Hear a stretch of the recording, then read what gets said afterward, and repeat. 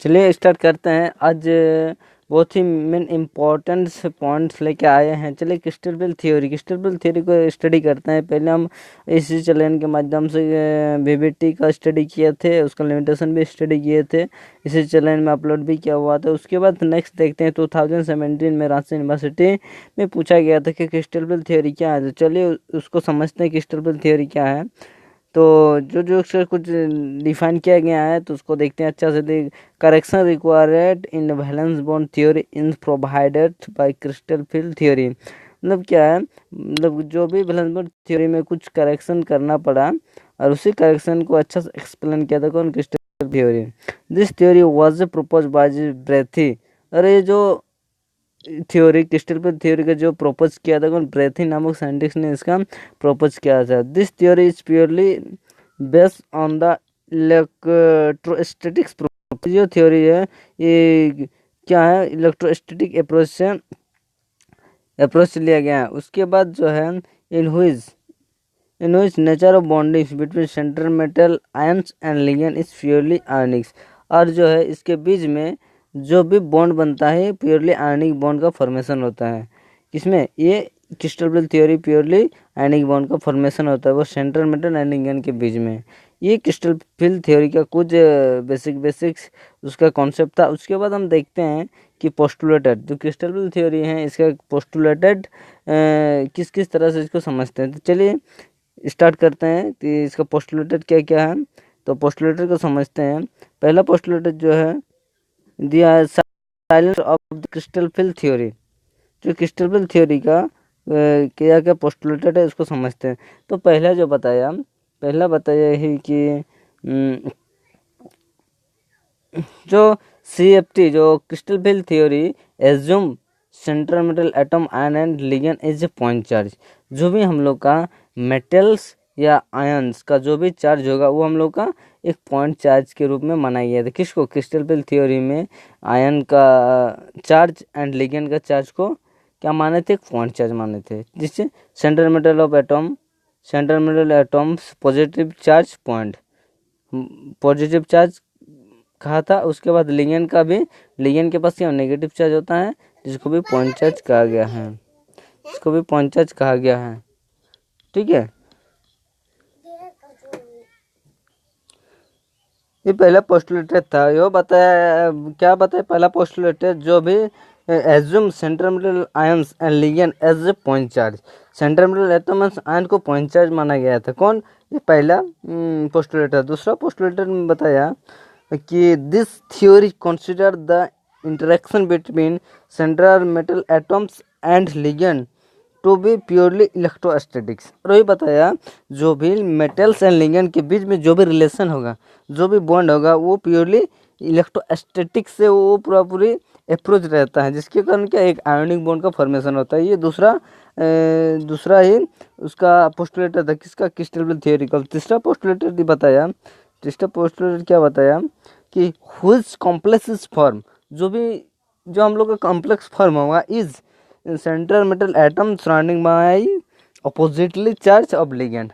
जो भी हम लोग कॉम्प्लेक्स फॉर्मेशन होगा जहाँ पे एक मेटल का कॉम्प्लेक्स है, मेटल के साथ साइनाइड्स अपोजिटली चार्ज, जैसे मेटल के पास पॉजिटिव चार्ज होता है, लिगैंड के पास क्या उसका अपोजिटली चार्ज नेगेटिव होता है। तो वही बताया कोई जो भी सेंट्रल मेटल एटम होगा उसके उस सराउंडिंग में अपोजिट चार्ज से जुड़ा हुआ रहता है, उसके सराउंडिंग में अपोजिट चार्ज लिगैंड।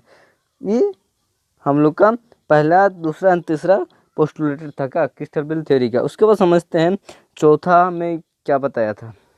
चौथा में बताया कि देखो क्रिस्टल बेल थ्योरी का चौथा जो कॉन्सेप्ट है निकल के आया है, क्या कॉन्सेप्ट है कि there is no overlapping of atomic orbitals of central metal atoms and ligand.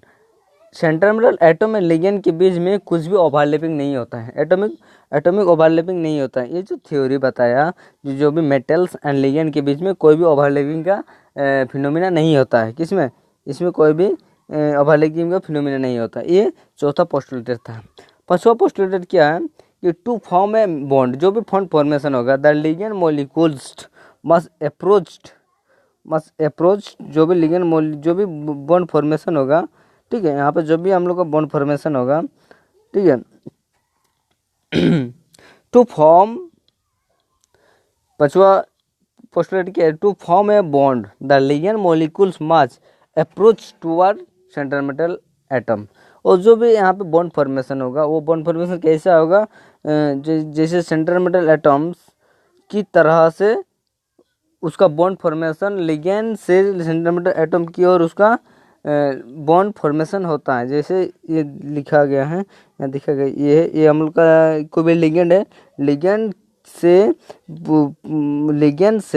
Metals की ओर कोऑर्डिनेट बॉन्ड से उसको डिनोटेट किया जाता है। जैसे टू फॉर्म ए बॉन्ड, जो भी बॉन्ड का फॉर्मेशन होगा, the ligand molecules must approach, जो लिगेंड मॉलिक्यूल अप्रोच होगा किसकी तरफ, toward central metal atom, ligand से मेटल्स की ओर उसका जो बॉन्ड का अप्रोच होता है। ये पांचवा उसका पोस्टुलेटर था, किसका, क्रिस्टल थ्योरी का।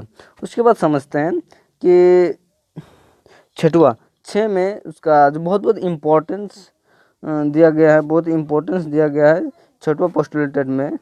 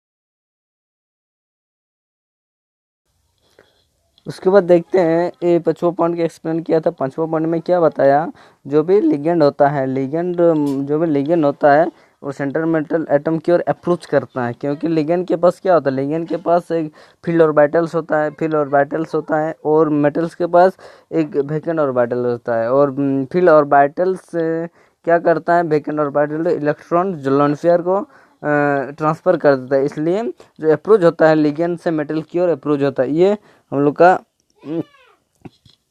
पांचवा पॉइंट है। उसके बाद छठवा पॉइंट में बताया, छठवा पॉइंट में क्या बताया कि छठवा में यही बताया कि in absent any external field, if absent any external field, the 5d orbitals present in central metal atom are degenerated। जो भी डी ऑर्बिटल्स का जो भी होता है वो 5 जो डिजेनरेसी होता है, तो उसको नॉर्मली इस तरह से उसको डिनोटेट किया जाता है, जैसे d x y, d y z, d z x, d z x, d z x. उसके बाद डी जेड एक्स को d x square minus y square and d z square, इसको डीजेनरेटिव ऑर्बिटल्स कहा जाता है। ये जो डी ऑर्बिटल्स जो है, नॉर्मली जो डी ऑर्बिटल्स होता है बिना स्प्लिट किए हुए, उसी को डीजेनरेशन ऑर्बिटल्स कहा जाता है। उसके बाद ये जो डी ऑर्बिटल्स जो है, डी ऑर्बिटल 2 कैटेगरी में डिवाइडेड हो जाता है, कैटेगरी में उसको स्टडी किया जाता है। पहला जो है, जो डी ऑर्बिटल 2 कैटेगरी स्टडी करते हैं, जैसे डी ऑर्बिटल्स, एक होता है axial set and non axial set. Axial set में जो है, एक्सियल सेट में जो भी ऑर्बिटल्स आता है कि डी का, जो भी डी ऑर्बिटल डिस्ट्रीब्यूटेड होता है एक्सियल में, वो d x square minus y square and d z square, ये एक्सियल बॉन्ड है। जो डी ऑर्बिटल जो स्प्लिटिंग होता है दो कैटेगरी में होता है, एक्सियल होता है, एक नॉन एक्सियल। एक्सियल सेट को ही इजी सेट कहा जाता है, और नॉन एक्सियल सेट को ही T2G सेट कहा जाता है। अब देखते हैं, जो नॉन एक्सियल जो होता है ऑर्बिटल जो स्प्लिटिंग होता है d x y and d y z and d z x,